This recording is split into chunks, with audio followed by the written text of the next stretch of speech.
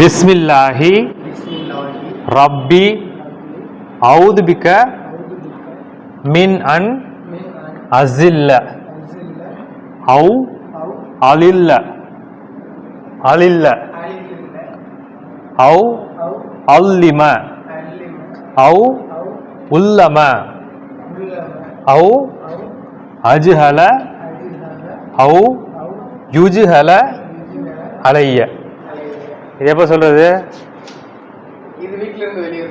சரி, வீட்டை விட்டு வெளியேறும்பொழுது சரி, ஓகே. வீட்டை விட்டு வெளியேறும்பொழுது ஒரு துவா.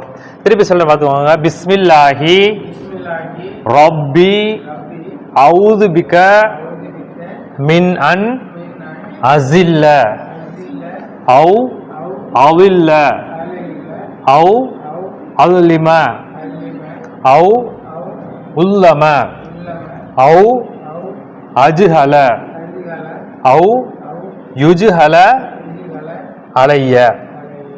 புரிஞ்சா? பிஸ்மில்லாஹி ரப்பி அவுது பிக மின் அன் அஸில்ல அவ் அலில்ல அவ் அல்லிம அவ் உல்லம அவ் அஜ்ஹல அவ் யுஜ்ஹல அலைய.